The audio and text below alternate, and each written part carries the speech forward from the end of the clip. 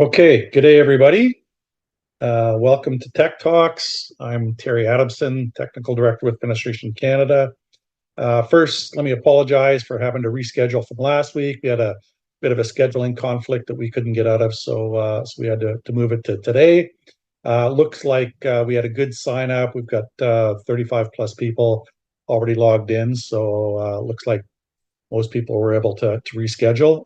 So today, first off, I'd like to thank Open Janela. They are our Tech Talk sponsor, and we certainly appreciate their commitment participation with us. So today's session, what to expect when transitioning from single-family homes, the multifamily complexes with window and door supply, and the impact third-party product approval will have. Rings dear to my heart. I can remember years back working in this industry, doing single family homes, and then jumping into the multifamily market and all of the pains that caused me and the company I was working for. So there's definitely some challenges there. So today, my guest is Anton Van Dyke with Layton Consulting. Anton and I, we go way back in the BC fenestration industry as competitors at one time and now industry support allies.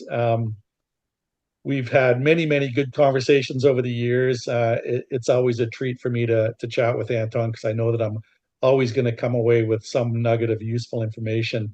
Also want to thank Jomo at Layton Consulting for giving us Anton's time and Layton's support. They've been a great FenCan supporter. So Anton, why don't you tell us a little bit about yourself, and let's talk about changing from single family to multifamily. Perfect. Thank you, everybody, for attending. This presentation, I'll go into a bit about my background and experience in a bit, but this presentation really kind of just inspired me. What inspired me to put this together was seeing policy change at the government level for densification. And, depending on what province you're in, you're probably hearing a different tone coming from government. Here in BC, they've actually passed a bill that basically mandates doesn't give municipalities an option anymore. And it basically says you can put up to 6 units on a single family lot. And if you've been in British Columbia and the history of British Columbia, that's going from single family to stratas, multifamily. Not everybody might use the term strata, it might be homeowners association, but you go from a single owner to a group of owners. The decision-making process on durability and risk changes in that marketplace. And I'm going to talk a lot about leaky condos in BC today, about how that influenced what we're doing, and developed a process of robustness and accountability in the system. So that's kind of the inspiration of today. So if you're traditionally from supplying windows into a single family market, and all of a sudden the builders you've been working with for decades are deciding to put 3, 4, 5, 6 plexes, they're going to go into that market. They're going to expect you, because they're going to still want to buy your windows, but they're going to expect you to embrace this process. They're going to expect you to know what you're doing. And unfortunately, there's no school out there that teaches you. So you're going to learn like Terry and I did the hard way. However, this is where I'll sort of dig into my background a little bit. And I'm going to dig into, I'll start with summarizing what we're going to do. We're going to talk about the history behind this. And I don't think we do this enough in our industry when we start talking about, why do we do what we do? My screen is shared, right, Terry? Yep. Okay, perfect. So it's good to look backwards to understand what we need to do to go forward. And so I started my career out late 90s. I was a 21-year-old kid in the world of building science, doing leaky condo work. My job was to climb up buildings on ladders, poke holes in buildings, and find where the water was coming in and what was wrong with all the buildings. I wet my feet really early in ESTM E1105, so water testing. That was a big part of leaky condo litigation. And so there's kind of a lot of understanding about the tools we had back then to investigate why buildings failed, and then use those tools to figure out how to apply it to the fix of the building so it wouldn't fail again, and then eventually apply it to new construction so that new buildings being built wouldn't fail.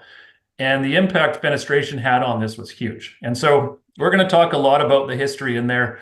And so I went from being the building envelope consultant on projects. And I remember the first time I walked onto a site with a rain rack on my shoulder. This is a new construction townhouse site.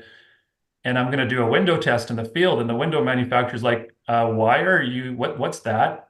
and was shocked when he saw how much water was sprayed on a window. This window manufacturer had no idea what a water test was, and the challenges that that brought. So we're going to bring forward today all of the expectations that are going to basically be put onto product when you start going into a single family market to a multifamily market. And it's all about mitigating risk, if we think about it in that light, or assigning accountability to the right people, or putting more eyes on the product that we go through it. I'm going to lay out 3 options paths. I've been playing around with the terminology on this because it was like started out with like, here's 3 paths in the code, but it's not even about 3 paths in the code anymore. It's about how industry has defined processes of developing compliance and demonstrating compliance, right? There's kind of 3 kind of clear paths that kind of come out of this. And then we're going to talk about field verification of performance, which is something that you rarely see in single family, but often see in multifamily. So testing, site inspection, all that sort of stuff. So that's kind of the crux of today, and we'll move through it. So I'm going to jump to number 2 first. Kind of don't know why I did that. It might be a bit of something to fix. The 3 compliance paths that we're going to sort of emphasize today and dig into. Number 1, what everybody knows about. This is your NAFS lab testing, your traditional part, what I call the traditional Part 9 path, but it is also the path in Part 5. Part 5 lists the traditional NAFS testing in the Canadian supplement, requires labels to go on your product. But there also is parts in Part 9 that require to use Part 4. Part 4 is where you need structural engineering. So there are aspects in Part 9 that trigger you to do design, such as when a window is at a stair ramp and landing, you can either put a guard in front of it, or you can design the window to meet Part 4, which means engineering it. So that's kind of your typical single family home, what you're used to. Now, I know there's certain regions where no one's enforcing NAFS labels. That doesn't mean you don't have to do it. It just means no one's paying attention. It's like basically saying, we got speed limits on the road, but no cops making sure nobody speeds, right? So we know what happens in that environment. We kind of get a bit of chaos. So the reality is we're not going to talk about enforcement to that extent. We're going to talk about what you need to do, because enforcement is also liability, right? Lawyers can enforce things if something fails and you didn't meet expectations. Someone's going to look backwards. Then we get, some people might call this number 2, the traditional Part 5 path, which is structural engineering with air and water testing, whether that's site testing, whether that's lab testing. The reason why I break out this from structural engineering and to testing is because we can only engineer what is engineerable, that has an engineering process, that has something you can calculate. Structural engineering of glazing does. That's a 30-story high-rise. If we didn't have the ability to engineer glazing, we wouldn't be building high-rises with glazing. But it's hard to engineer air and water. Not that somebody might come up with a method. I've yet to see one that is repeatable by multiple designers, but testing becomes this go-to model. So that's your traditional Part 5 path. And I'm going to talk a fair bit today about the Part 5 path in the BC code, and then also how it compares to the Part 5 path in the 2020 National Building Code. And then some might call the third one here engineered shop drawings with letters of assurance. Some might call that the traditional Part 5 path still, but I've sort of identified it as a different process. It's a different compliance. It's a different procedural set of documents that you would do that is separate from this sort of simplified engineering air and water test type of thing. So that's sort of the layout of the concepts we're putting forward today. And we're going to focus a lot today on these 2, with the predominant idea on number 3 being what you're going to have to figure out what to do. So if you don't have a process for engineered shop drawings, if you don't have a system of getting letters of assurance, you're going to be behind on the multifamily market when an architect specifies engineered shop drawings. So I found this document, came out of BC when NAFS was pretty much introduced into the BC building code through Fenestration BC. Notice it's dated 2014, so it goes back 10 years. And what I want to emphasize here is not what's in here, but what's in this table, and what I highlighted below is because this document kind of alluded in a way what we're going to talk about today and what has traditionally been done in British Columbia for the past 25 years. For a Part 9 building, so your small buildings, we do the typical temporary label on each window. That's your NAFS label. And then for what some people call Part 3, trying to change the terminology on that, basically for any other building than Part 9, so what I call a non-Part 9 building. This starts to refer to stamped shop drawings in lieu of temporary labels. So you could see here back in 2014, there was this recognition that there's a process already in place in British Columbia that utilizes a system of, when we say stamped, we're referring to engineering. So a professional is involved in the selection and use of the windows. And then there's a note here about this wasn't totally resolved. And I don't know, Terry, if this has ever been finalized. I don't think it was. But I just bring it forward as a recognition that there is some thoughts put into recognizing this as a procedure that is widely used and accepted and considered industry standard for the most part. So the other part that's important to understand from a historical perspective is Part 9 buildings don't just apply to single family and duplex homes. You can get Part 9 townhomes, and you can get Part 9 row homes and duplexes and triplexes and sixplexes. And basically, it doesn't matter how many units are in a building. It matters how big the building is and how tall the building is what defines it as Part 9. So we're going to talk a lot about buildings that are Part 9 that can use what we refer to as the Part 5 path, or the engineered shop drawing path for compliance. And when I talk about compliance, then I mean like responsibility, accountability, and all of those things.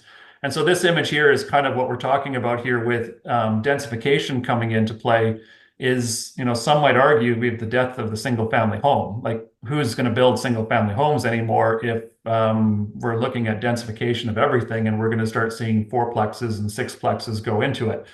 And so what happens is the decision-making process on risk on a multifamily complex, whether it's a Part 9 building or a non-Part 9 building, no longer is made by an owner, because the future owner is going to be a strata. It's going to be a group of people.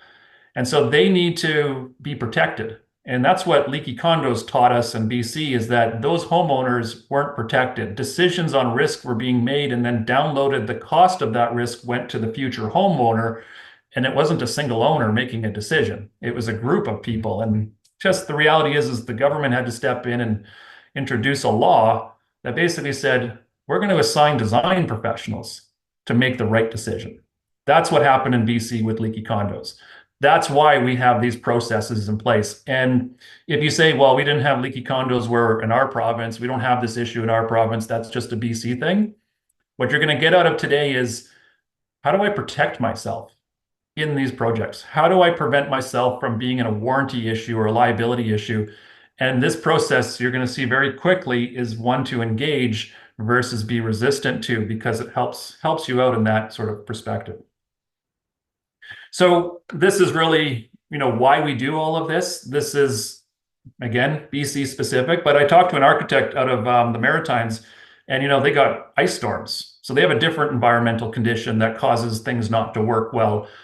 Cold climates has condensation and frost issues, vapor drive issues, and has their own version of envelope issues. So everywhere you go has a certain environmental aspect that puts risk upon a product. And so kind of backing up a bit, BC introduced this thing called letters of assurance into the building code back in the 1992 BC building code. And for those of you that remember, I think it was late 88 or 89, Save On Foods roof in Burnaby collapsed. It had rooftop parking and it caved in fairly recently after it was built.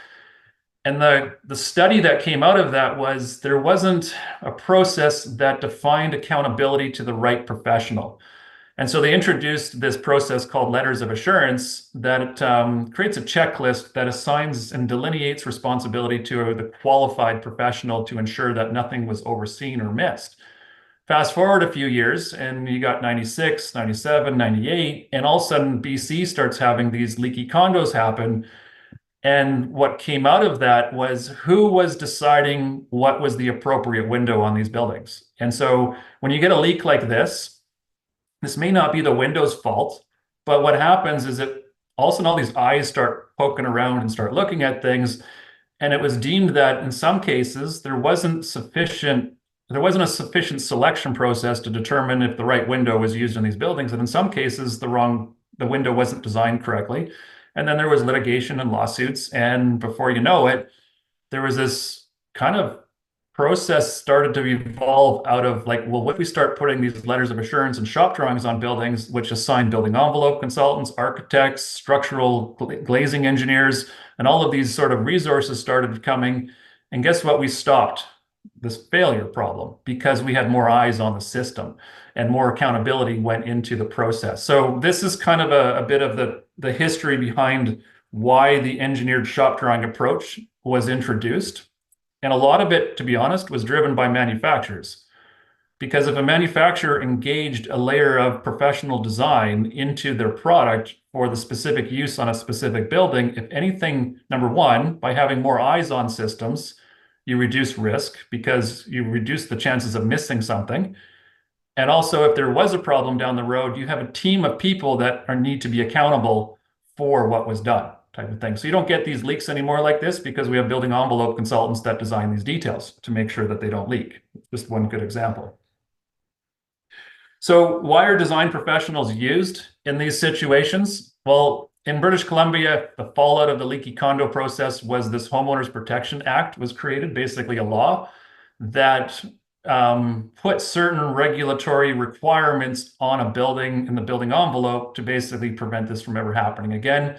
And that triggered a whole bunch of professionals. BC Housing now regulates this through their licensing department, which requires continual education for contractors, all of those sort of situations. What it did is it triggered this thing called third-party warranty insurance. This is the stuff you get from like Travelers or WBI or National Warranty, Home Warranty. And what third-party warranty insurance is it's an insurance policy that a builder takes out on their warranty. It's not a third-party warranty. It's an insurance policy, right? So it's gets kind of misunderstood a little bit. And I know other provinces have requirements for this as well. And it's these warranty insurance providers that say, we don't want risk. We don't want to have to deal with these problems or pay out a warranty. So we're going to require you to have all of these extra professionals get involved in a building. And so what that does is that triggers an architect to be accountable for the envelope. And the architect might go, well, I don't know how to be accountable for the envelope. I'm going to require a building envelope consultant on my project to be accountable for that. And then you get into glazing engineering and the architect's going to go, well, I think we need a glazing engineer to determine how thick the glass needs to be on that window. And so they're going to start to assign responsibility to the professional qualified because these people don't want to see a failure because then they'll have to pay out a claim. So it reduces risk and it reduces claims, it reduces costs in the long run. Very hard to see this in the short term, but you see it in the long term significantly. And that's probably a really good, like people that get frustrated with this, they get frustrated with it because why do I have to pay for this now? Well, so you don't end up having a leaky condo later, right? So if you think about it in that context, and it's hard to wrap your head around that a bit.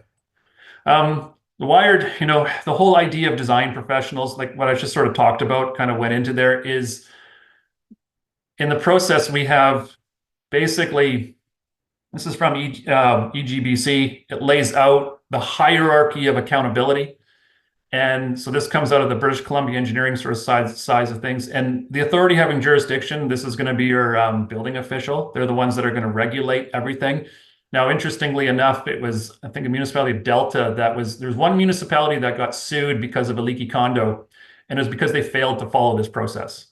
So this process protects these people very, very well because the authority basically says the minute I get a Schedule B, which is a design schedule from the coordinating registered architect, I know that this coordinating person has made sure all of these people are in place, doing all of their job correctly, and they have no liability. And so this is where you start to see glazing engineering, the supportive registered professional. This will be your glazing engineer, your railing engineer, your truss engineer, your building envelope consultant, all of those people that are hyper specialized in a field to do something correct. That's what drives their system. That they're gonna submit a schedule, a letter up the chain through the coordinating professional and go all the way through the system, which says I've done everything correctly. So this process is very, very well defined in British Columbia, and in other provinces, not as well defined. they do have different versions of this in individual, like Alberta's got their own version, Ontario's got a version. So there are processes in place. And what this does is Schedule A is a document that's initially provided by the owner and the coordinating registered professional, which is most often an architect on a project, and the coordinating registered professional. And this is what you're going to see come up more and more as you go from a single family home. There's very often there is not a coordinating registered professional. If a home was drawn, the plans were drawn by a drafting company that does single family home design, there's very a strong possibility there's no coordinating registered professional, no architect. So the city, the municipality, or the authority having jurisdiction becomes in a way that coordinating registered professional, but they're not a professional. So they're coordinating everything to make sure it's done per Part 9 of the code. The minute you get into more complex buildings like multifamily, you get firewalls, you get egress issues, you got other life safety aspects that come into the perspective of it. A professional is going to be involved in the project. That professional is going to write a specification. And most often for fenestration, this coordinating registered professional will require the manufacturer to provide what's called engineered shop drawings and have an engineer submit letters of assurance up the chain through the process. So that's what's driving it. And this is very, very well defined throughout all of Canada. So the tool that coordinating registered professional is going to use is a checklist. And this is what's called Schedule B. This is what gets submitted to the city, to the municipality. And it basically is saying we have the coordinating registered professional will say we have coordinated to ensure that all of these items, this isn't all of it, it goes beyond this. I just highlighted here the part that is most impactful on fenestration. They specifically call out here exterior glazing. They call out integration of building envelope components. So you have to have a professional, whether it's an architect or a PN, initial and sign off that these items were all done. To not do it, you'd have to cross it off and say, we're not doing this because it's not part of the scope. And then someone would go, well, why did you cross off glazing engineering? There's windows on. Well, yeah, someone has to design it. So this is where you start seeing that amplified process of accountability by a professional at the end of the day. So when you don't do this, is anybody like on a Part 9 building, you only have to design glazing and you only have to engineer glazing on a Part 9 building, use the Part 9 path where Part 9 specifically says so. So what would that be? Under 9881, there's a section where windows at stairs, ramps, and landings either have to have a guard in front of it or use Part 4. That's a good example of a Part 9 process for glazing design to be done. It's called out specifically where in this process, all the glazing would have to be designed. And in fact, the load on the glazing has to be designed to be transferred to the substructure as well. So it's taking it a whole other step further because your attachment of your window now would have to be engineered to the building as well. Because just like the wind could potentially break the glass, the wind could potentially suck an entire window out of a building. Not that that happens too often. Schedule CA basically confirms the coordinating registered professional has verified that everybody has done field review, gone to site, and confirmed that everything was done correctly. So it just closes it off. You have to inspect the work you design. That's the process of engineering.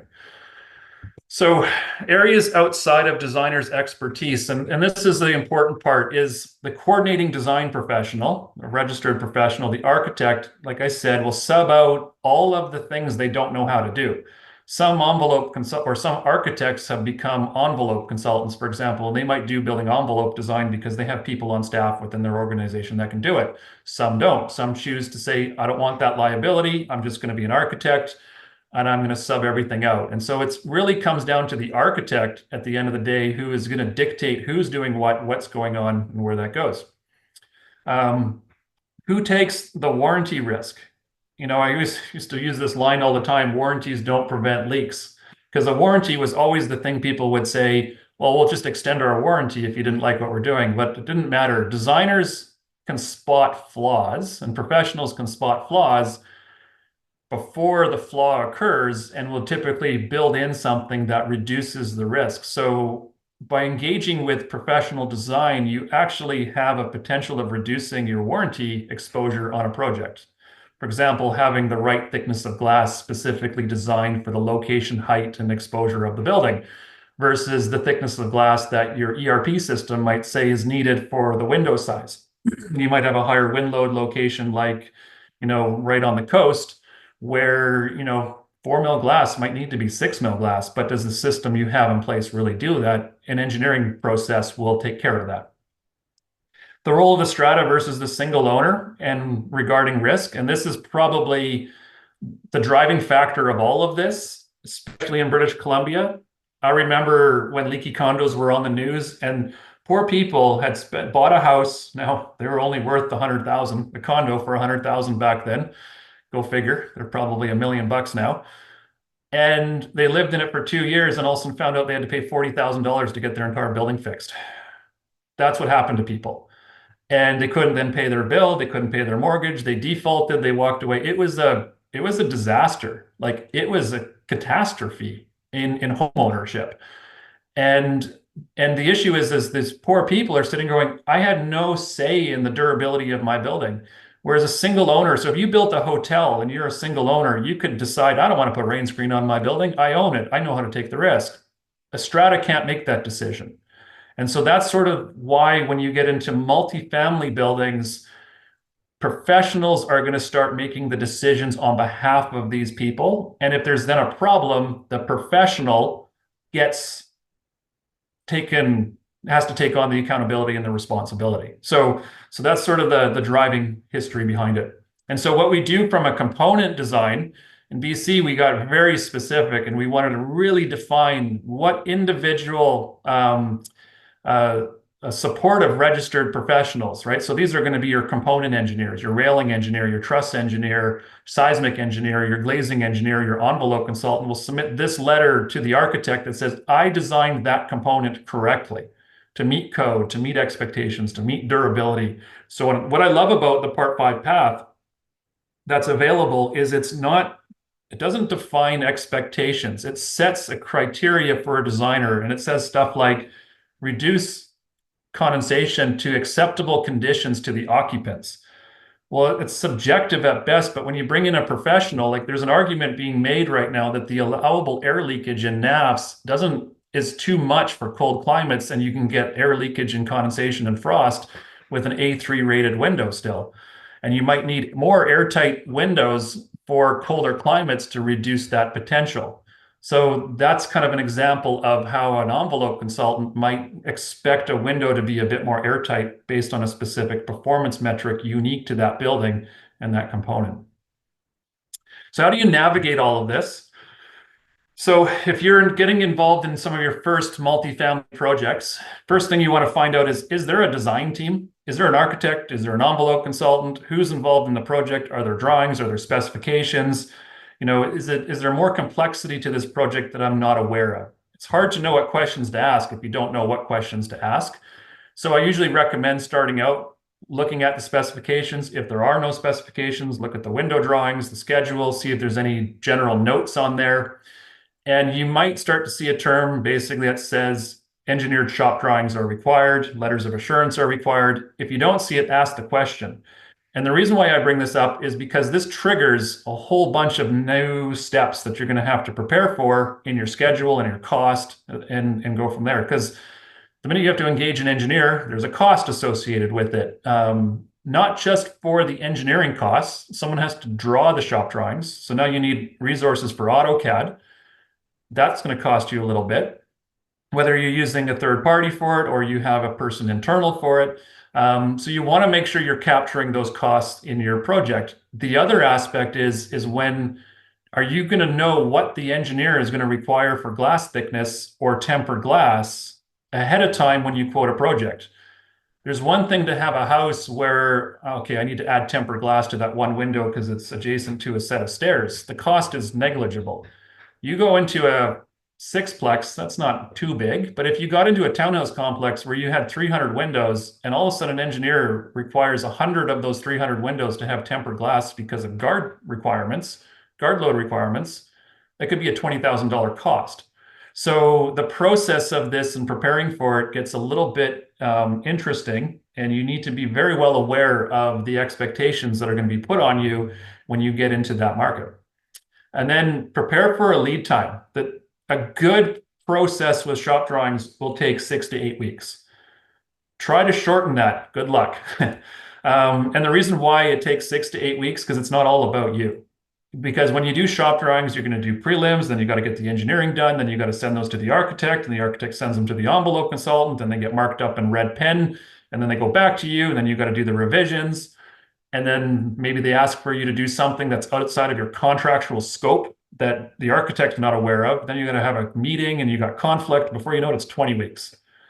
And I had a client just recently. They're literally going from supplying doors on single family to doing doors on multifamily.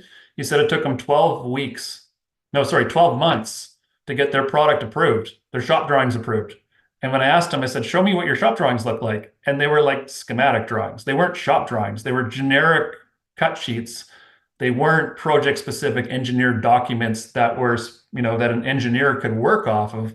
And they kept getting rejected by the building envelope consultant because they didn't have envelope integration, because their concept was, well, we just sell doors, someone else installs them.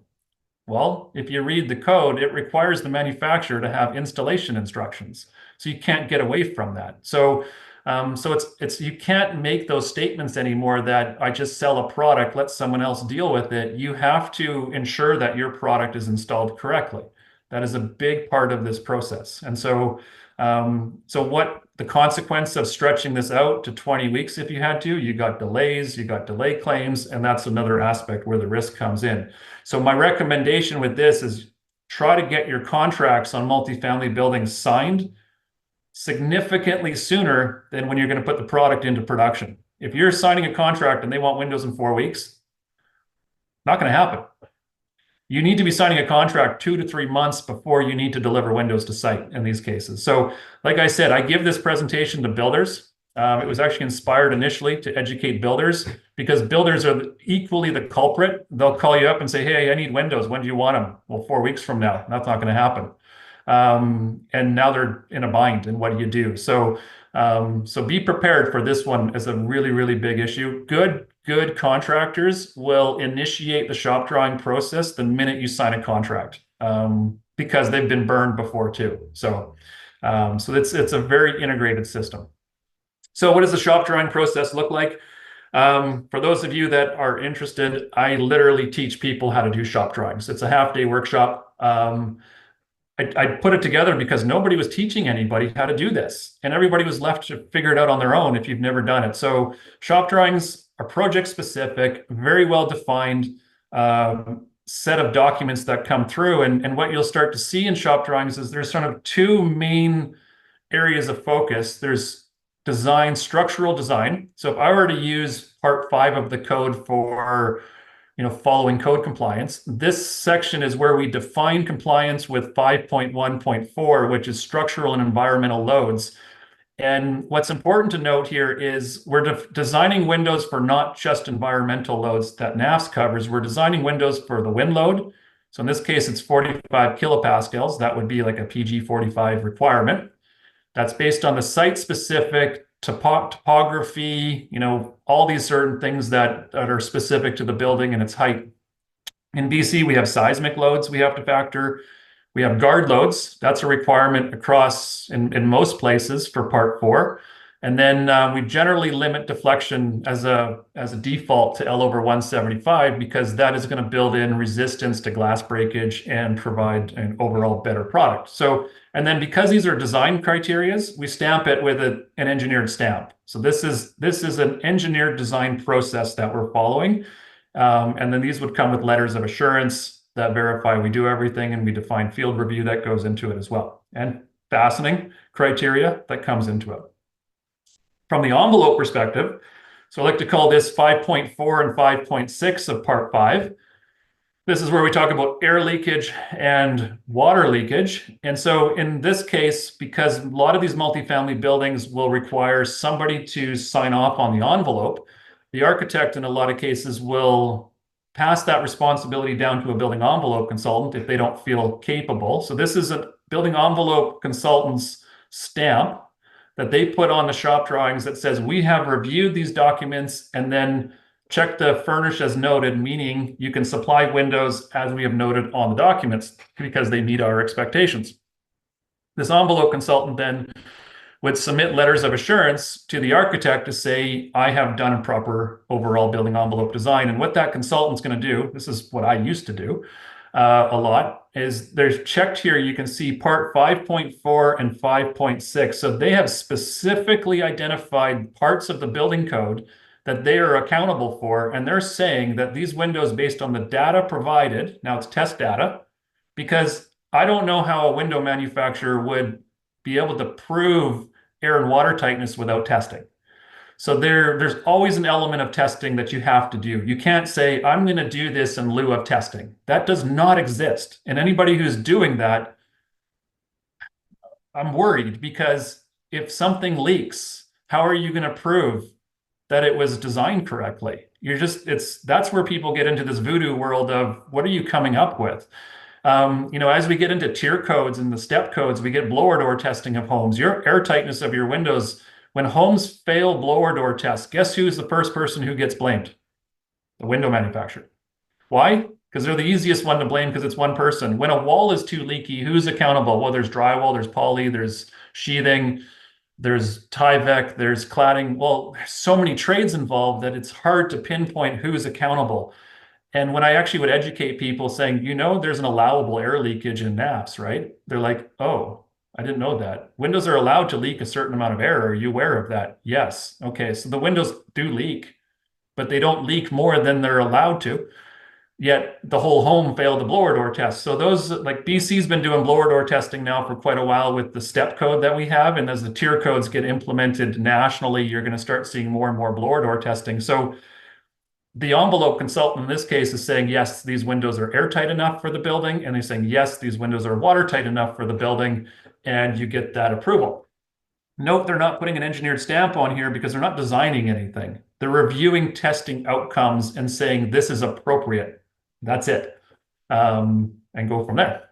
And then you get the cool part about this engineering process is it starts to focus in on engineering windows for specific locations and heights above the ground. So if you look at here, why would we show the height of a windowsill from the finished floor? Well, once you get into more complex buildings and you require an element of engineering, we're going to be considering wind load in conjunction with guard load. So think of a negative pressure trying to suck a window out of a building and a person leaning up against the window at the same time.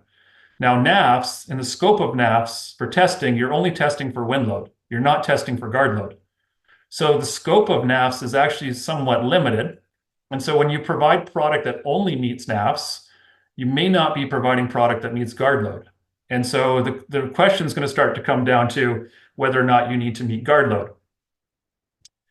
So this is critical for engineering, by the way. If we don't get these documents and see them, we cannot design a window to guard load. We need to know the height off of the floor, whether you're 1070 or 900 millimeters or lower. It's a critical element. And this is where we're going to start to define, there'll be a note usually on the front cover page that might say something like all windows to have 3 mil glass unless noted otherwise. And then you'll start to identify bigger units that are going to have thicker glass into it. Where T, tempered, it's the patio door, pretty obvious. Now, if these windows were lower and there's a guard load, you might have 4 mil 4T in a window. It can change. And that's why I sort of talk about the importance of knowing what your engineer might require for glazing design, because it's going to be factored in. Installation details. Remember, NAFs only deals with product floating in space. It doesn't really address the envelope integration. It doesn't address structural attachment. This process does. So it's a little bit more robust, extra steps. And this is where I start talking about paying attention to your installation details, because it helps when there's professionals involved on your installation details. You actually have a professional who's then going to be accountable that their design worked properly. This is even more critical for a manufacturer who's not doing installation, because you can actually define installation quality is not part of your scope and use the drawings to clearly identify that. So, and then it'll also show the attachment size of fasteners that go into it, reinforcing, dealing with deflection, other little details that come into play. So that's kind of the shop drawing process and a type of document that is expected of architects and envelope consultants that cover the scope of fenestration. That if you actually study that scope of fenestration and then study the scope of the NAF standard, you'll notice this is more comprehensive. The Part 5 path is way more comprehensive because it deals with product performance as the product is used and installed in a building for that specific project. So remember, this process is a product cost.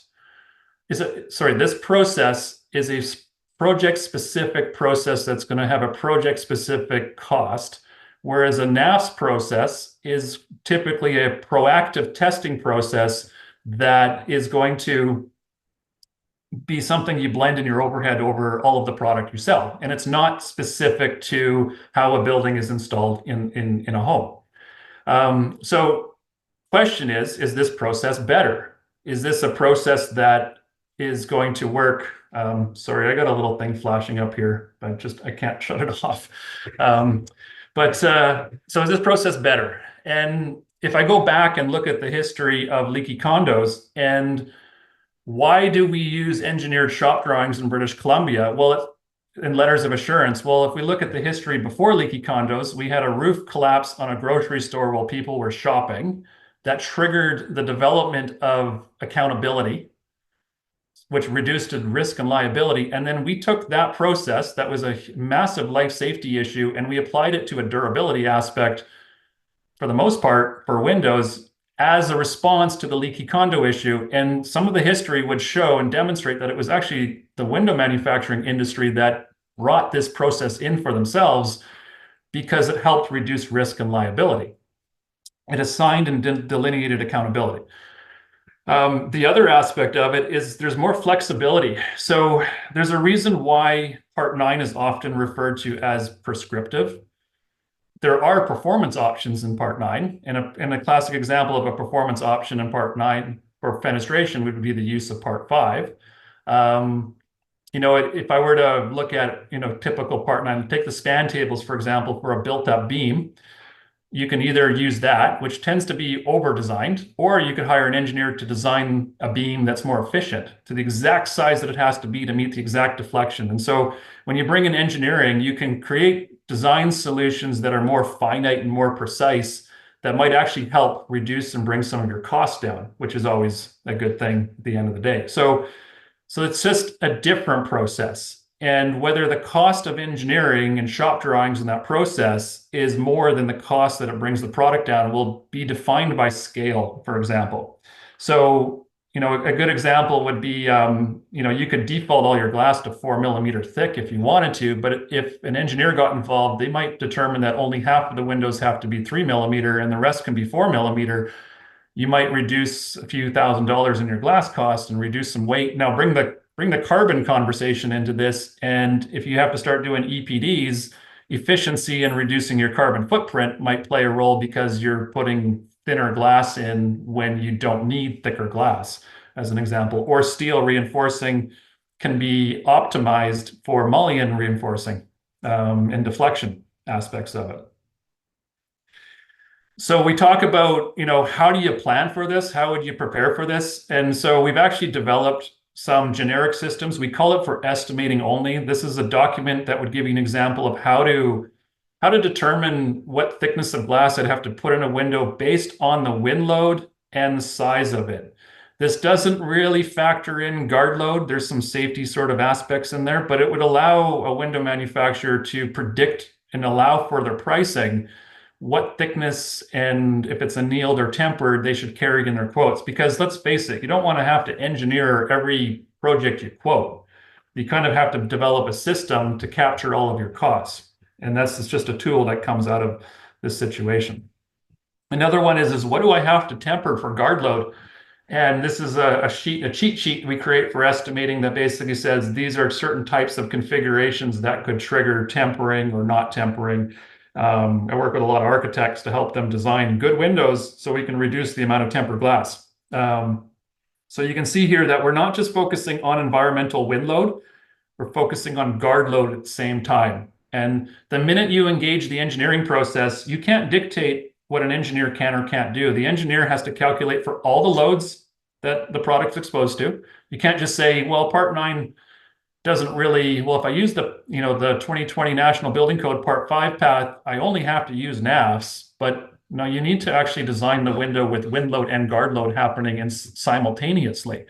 So that's where I'm scratching my head a little bit about how NAFs is used in Part 5 as its only compliance path. There's always kind of, I hate to say it, an engineering element to it for structural life safety because of guard load and seismic and attachment, making sure the window's attached correctly based on the site-specific loads.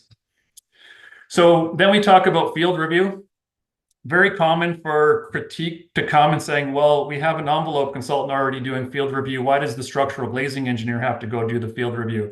You don't have a choice. As soon as somebody designs something, they have to verify in the field that the design was done. So field review for structural will look at the attachment, the reinforcing for deflection, verify glass thickness, where tempered glass is. So if you're not labeling what glass is tempered, you're supposed to, we'll have to look at that. And then, verifying glass thickness in the field can be tough if it's not etched into the glass, but we'll usually look at paperwork. There's the building envelope field review. This is in order for the building envelope consultant to issue their letters of assurance. They're going to check for air barrier, vapor, and moisture barrier continuity at the integration of the product. And then this is the other kicker that many people may not be aware of or be exposed to this process. E1105 field water testing or whole building blower door testing. If you have not been exposed to this yet, and you're going to go into the multifamily market, be prepared. And maybe get some education on this and understand what this process looks like. And one bit of criticism in this world of field testing is there is no obligation in the code for field testing. There's an obligation in the code to demonstrate air and water tightness, and it gives field testing as an option for compliance or lab testing as an option. But there's nothing that says a field testing agent testing to this procedure is required to be qualified. They don't have to be an engineer. It can be somebody with a truck and a rain rack and a shop vac and a manometer, and you're in the business of field testing. So learning the standard and knowing the definition of a pass-fail is really important. We've been working quite a while to develop and define the expectations in this world as it becomes more and more popular, and it will be as we do more and more multifamily buildings. This is done because typically this person, the building envelope consultant or the architect or the warranty insurance provider, is going to basically require that you prove that the window and its installation is going to perform as intended to. So this test in the field is actually, if you compare this testing versus NAFS testing isn't focusing on the moisture barrier integration with the window, whereas this test does. This test is going to monitor what happens at the integration. It's going to hold the installer accountable that they put the peel and stick in right, the Tyvek, all of their air barrier caulking is done correctly. Because let's face it, air leakage through an envelope interface, if you spray water on the window, pulls water through it. It's like stick a straw in a cup and suck. You pull water up, right? So the minute you have a gap in your air barrier and you spray water on the window, you're going to have a problem. And air barrier knowledge nationally is limited. And so you see people say, well, we want to cut the caulking before the test so we can see if water gets in there. Well, water will get in there if you cut the air barrier. Simply put, don't do that. This is why we should never be doing testing, field testing, until all of these barriers are completed. And in fact, best practice would tell you that the water shedding surface, the cladding should be on before you do a field water test, because you're really doing a field water test that best represents what the product will go through in real life conditions. So you would never have a heavy rain event on a building that's occupied that doesn't have cladding on it. So why would you do this test before the cladding was installed? Might be to find leaks, it might be more exposed, great, but that's a qualified test. That's not a verification test for compliance. So this test is important that it's done sometimes at a mock-up stage with cladding on it, that type of thing. So what triggers water testing? I've kind of talked a bit about this. This became really popular in BC because of leaky condos. It was initially done on existing buildings literally driven by lawyers because they wanted to sue as many people as possible when we had leaky condos. And if we could find a flaw in the window, they would use the testing to find those flaws and then basically say the windows all needed to be replaced because they didn't meet current code or they weren't durable enough. It's driven by architects, envelope consultants, warranty providers, and the owners. It's basically the only way you can field verify air and water tightness, whereas structural design, you just verify by observing, is that fastener in the right spot? So you don't actually have to do structural testing. You can engineer structural and then field verify with your eyes that it was done correctly. And then, like I said, field testing talks about the installation, while lab testing done is by product only. So what happens on the site is, product, is it installed plumb level square? This was always my criteria, that a window that was not installed plumb level square is not permitted to be tested. If someone says, oh, we can test it anyways, just tell them it'll fail. It wasn't installed correctly. Don't let that happen. So what does the test look like? This is just a common setup. This has been very, very well defined over the past 30 years. There's really not a lot of argument to talk about, is it appropriate or not appropriate. The standard is really, really clear, and what's defined as a pass-fail. Use this to your advantage if you're a manufacturer. And what it entails is creating a negative pressure on the inside with poly, spraying water on the outside. And so this is where the specifications on how watertight a product has to be clearly defined. Some people say they can test in the field to the pressure that you advertise your product at. Be careful with that. In theory, you should only be testing in the field to the pressure that the building is required to meet. But if you did a NAFS lab test and got 720 pascals on this window and the site only needs 290 pascals, you should only be testing in the field at 290 pascals, not the 720. And I bring that up because 20 years ago, there was kind of this idea that if you advertised your window could do X, someone was going to wanted to prove in the field that it could do X. And that's not fair, because you're in the field, you're dealing with conditions that are different than a lab, right? Lab conditions are almost perfect. They're controlled. The installation is perfectly level, plumb, square. In the field, you've got sometimes the framers installed the windows. It's not always level. They don't always shim them correctly. They're full of dust and debris. So it's reasonable to assume that a field test, a product will not perform as well in the field as it will in a lab. So lab testing is really good for kind of like NFRC. It rates product that allows a buyer to compare one manufacturer's product performance over another. It's not always the best process for verifying how a product will perform in the field after a framer installs it. This test is really good for that. So, but it comes with risk, because if you fail it, it's a lot of work, because you might have 300 windows on a job now that somebody is going to say, well, what if they all fail?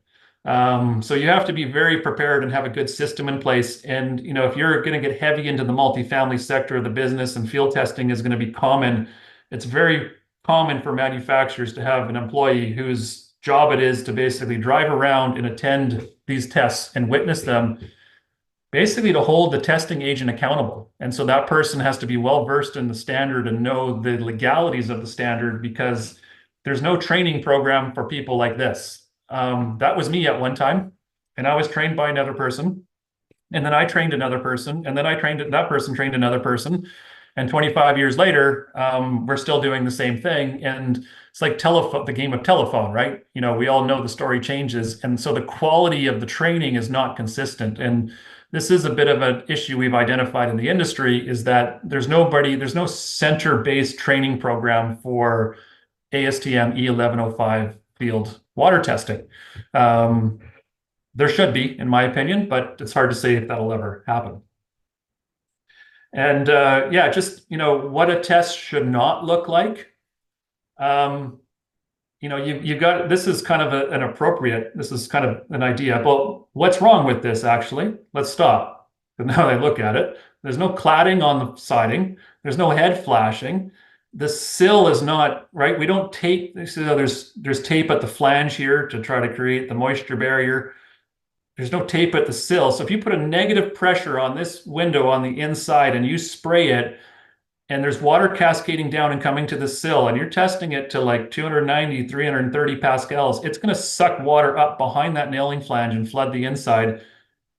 And the question would come down to is where's the air barrier? How is it being sealed in this type of application?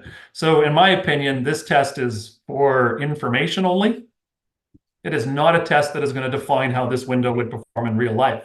We should not be testing windows without cladding and head flashings and the things that are integrated and required. Garden hose testing, like the angle, like there's a reason why we have calibrated rain racks, because it's designed to deliver a set amount of water in a set pattern to a set area. Garden hose testing is in all different directions. You don't know what pressure. I can make any window leak with a garden hose, not hard. You have testing in conditions that are way out of line with lab results. No, lab testing is done at room temperature, and I oppose this. This is one that I was involved in, and I'm like, you can't test in -7, by the way. And they're like, well, we're behind schedule. We need to do it. And I'm like, well, number one, the gaskets perform different. Like everything, it doesn't rain at -7. So it's an unrealistic test. Observing a pressure gauge when the water's on reading 0 tells me that the gauge is broken.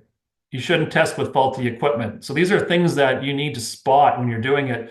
This one's a little bit tough to see what's wrong here. The reality comes down to is testing with one person at the test is a problem. The question should be is who should be attending a test? Well, the window manufacturer should be there, the installer should be there, the general contractor who's in charge of quality control should be there. You got the testing agent there, not just one person. If this window fails, you're just going to get a test report saying the window failed, and now what? What do you do? Type of thing. So learning what you need as a manufacturer and expect when it comes to your product will be tested. So you need to know how to hold people accountable to ensure that testing is done correctly. And these are all legitimate photos of stuff that's done wrong that people think is perfectly acceptable. So yeah, just some food for thought to put out there. So in summary, the shop drawing process, and particularly in BC, has been around for 25 years. It's not something that we want to oppose at the end of the day. And if you actually follow it and build in a system and a process, it will save you time and money. It'll also reduce your risk that goes into what you're doing. You can actually refine your windows through engineering, some proactive engineering, and define it. So relationships with this process and individual people. For example, when I was in the window business, I designed a feature in a window, and before I finalized it, I sent out that drawing to about 10 building envelope consultants. And I asked for their feedback because they're the ones that are going to be involved in approving the product. And I'm like, out of the 10 I sent to, 7 were like, yeah, I like that feature. 2 said, well, oh yeah, but I prefer this method instead. I'm like, okay, great. Now I have to have 2 versions of something. And then another one said, well, if you do that, I won't specify your windows anymore. And I'm like, how do I please everybody? Right. And so the problem is the diversification of perspectives, but you want to plan early. You want to engage with these people and embrace the process because they're involved. You do a multifamily project, this team will be on the project. They will critique your product. They will test your product. They will do all these things. And in my experience, the early days of when I was involved in this, the common response from the manufacturer was to criticize and deflect and try to find ways to not embrace this process. And that's not effective. It doesn't work because you need to understand that there's core people that are being asked to provide, they're being asked to be accountable for your product. The minute an engineer submits a letter of assurance saying that they've selected and reviewed or designed your product to meet an expectation, they are taking accountability for your product and they're taking responsibility for your product. And so that's actually a good thing for you. But you don't necessarily get to tell them what to do. They're going to tell you more what to do. Now, if you work with them early in the development of your product, hey, that's a good opportunity. Then also the sales aspect there, they might specify your product too. So I actually used to use shop drawings, little hint. Building envelope consultants and architects, if you use shop drawings as a submittal tool saying, this is what our shop drawings look like, there's a good chance you'll get specified more frequently. because they know you have a shop drawing process that will not hinder their system. So just some food for thought there. Field review is mandatory, so don't try to say, oh, you don't need to come to site. We want to save some money. Build it into your schedules the same way you would schedule a building inspector to come. Do not ask for a structural review of windows in the field to be done after trim and cladding is on, because we have to inspect the attachment detail. So we need to come early onto a project and go from there. So that is it. And if we want to have some, I don't know if you want to go into question period Yeah, or. for sure. No, that was great, Anton. Any questions, you can type them in Q&A, or if you like, you can raise your hand and we'll bring you in. Couple of things that come to mind for me. And again, talking about that company that's going from doing single family to multifamily and things that you may not anticipate that can catch you is, you mentioned when you get into a multifamily project, you're going to have designers that are going to impact your glass choices for guard or for wind load or whatever that might be. But the other one that I think that some guys might get caught up in is, they've tested their product because they're in the single family market, so they've tested under NAFS to an LC rating.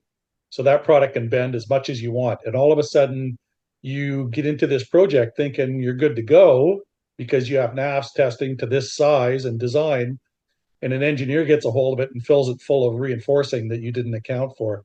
That was one that admittedly caught me way back in the day. So something to watch for. The other one, when you're looking at specs for a project, what's your thought about arguing what the specs say? I mean, we've all seen copy and paste specs. 6 mil glass. I mean, you know, when a manufacturer challenge those, I mean, get involved. What do you think?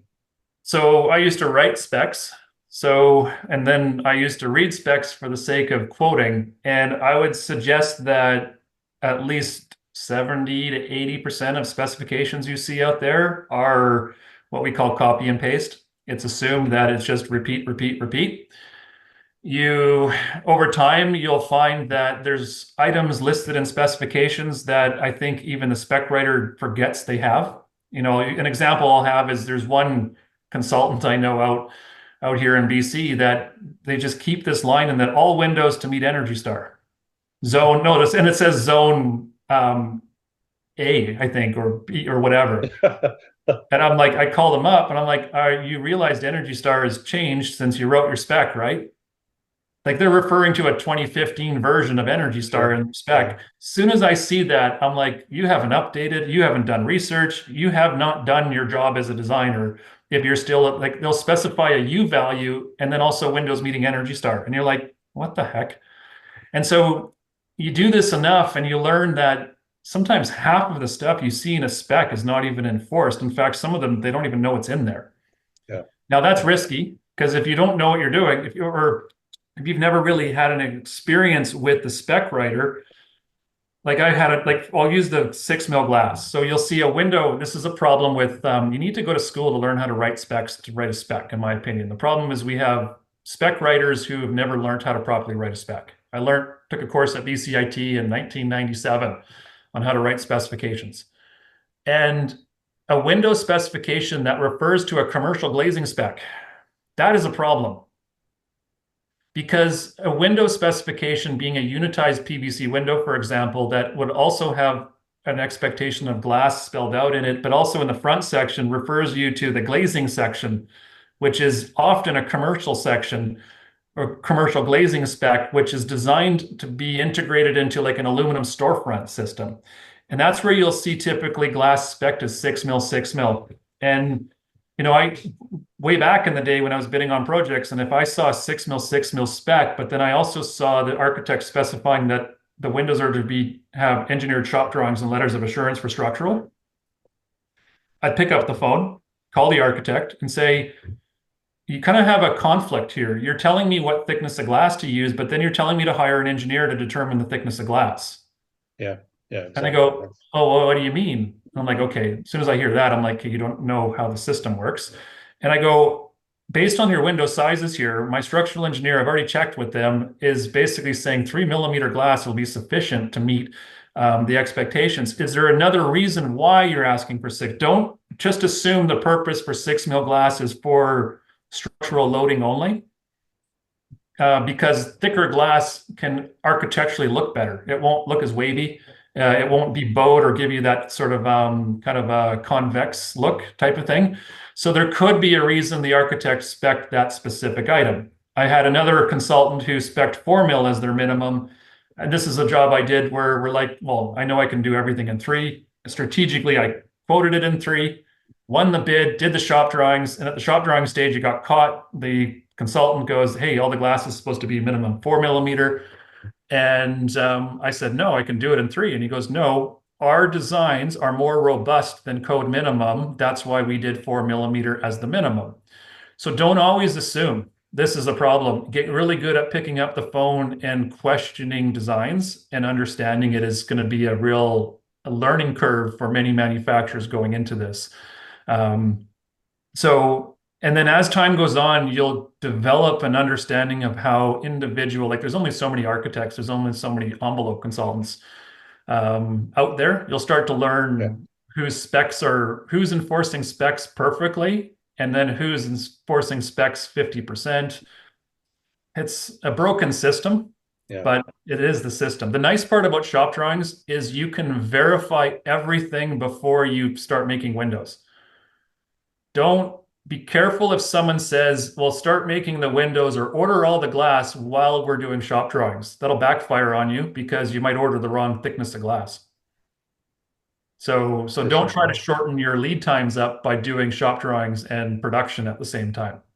Mhm. Shop drawings are pre-production. I think another one that the single family suppliers might sort of fall into this trap, and you talked about, qualifying air and water. They can design structural, but they can't design air and water. You might come into this process where you've tested, maybe you've tested a window that's a multi-light and it's a slider on top of fixed lights or something like that, and you got a pretty decent water rating. The architect or the design engineer accepts that data, but the window changes to a slider under a couple of picture Yeah. windows Yeah. that performs significantly differently. Now it fails. Who's responsible? Yeah, and I know of some real active issues right now where some architects and envelope consultants, this is the pre-approval process, basically. So you're using NAFS testing. This is why I say this doesn't eliminate NAFS testing, because you're never going to get an architect and an envelope consultant to approve your product without testing. They're going to want to see something. So if you've done 2 tests of all your product and you go to this market, good Yeah, luck. yeah, yeah. Good luck. I Yeah, was probably running around with 50 test reports in my submittal binder. And per project, what I would do is if I saw a project, and number one is you'll never have testing match 100% of a project yeah, design. for sure. NAFS was written in an era when window manufacturers made stock sizes, put them on a shelf, and architects would call the manufacturer and say, what size windows do you make? And then they would draw the windows that size. If you look around buildings from the 60s, 70s, and 80s, all the windows are the same.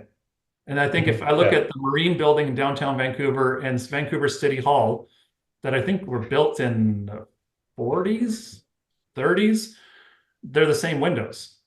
Go figure, right? Now an architect draws whatever they want, and a window manufacturer says, I can make that, and that's it. And so the NAF standard is not really embraced customization. And you yeah, can't have testing for everything an architect could possibly dream of. So what do you do? And what I think is important here is you need to have people on the design team, and in this case, it's often the building envelope consultant, that is capable and has the qualifications to look at 4 or 5 variations of a tested window product, and then could use that to go, okay, this configuration was this big and it met 720. This configuration was a bit smaller, different one, and it met 330. And you can kind of combine these things together to kind of go, these 5 tests demonstrate that this product most likely would pass in the field at 290 pascals. that takes a well-versed consultant who knows this industry really, really well. Yeah, yeah, There's not a lot out there that are capable of doing that. And so the default that tends to come out of this is if you don't have reports that match exactly my design, you're not approved. And that's a bit scary. And that's almost a bit too heavy-handed in my opinion, because the expectations on the manufacturer then is huge. The cool part about the shop drawing process and what I find in working with, like, there's some envelope consultants that have been active, for the past 25 years in Vancouver, is they really know how to assess testing reports to validate how a product would perform in the field, right? So it's no different yeah, than kind of looking at, testing of a beam in a lab and then putting it in a building.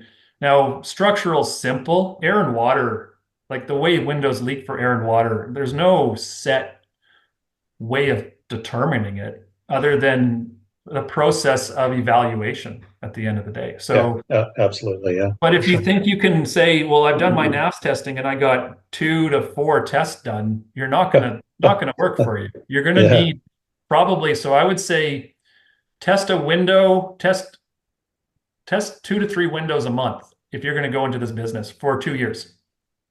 yeah, Make it a thing. Because yeah. you and I, You need Terry, a we really know when NAFS broad, came into BC in 2012, they had to delay it for a year. Why? Because nobody was prepared. yeah, And do absolutely, you yeah. remember how much testing you did in the first couple of years of NAFS? Oh, yeah, kidding. Yeah, for sure. Okay, we've run long, so I think we'll call it at that. So you can catch Anton at Layton Consulting. Address is there. Anton, I don't know if you want to give out your own email address or if they can just go through info. I mean, that's fine. In info's good. Sometimes the best way to get a hold of me is through LinkedIn. If Okay. you're not Yeah. following me on LinkedIn and you like this content, I try to post once a week something on this. Just did one on limited water, like a big topic right now is limited water or accessible doors. And what does it mean for air and water tightness? Yeah. Because how do you have a half-inch door sill and meet 290 pascals? I just posted Good. that Good yesterday. luck. We kind Yeah. of I define a code path that's a solution. So follow me on LinkedIn, and we can kind of go from there. And message me if you have a direct question, and we'll take it from there. Yeah. I enjoy your LinkedIn stuff. There's always there's good head scratching conversations there. So that's great. Um, Glass build coming up next week for anybody that's going to be there in Dallas. Fenestration Canada is doing a mixer on Monday evening at the Omni Hotel, so we'd love to see you there. Winddoors coming up November 13th to 14th in Montreal. Of course, we'd love to see you there. Again, thanks to Open Janela. We appreciate their sponsorship, and thanks for joining us today. And we'll see you next time on Tech Talks. Thanks very much.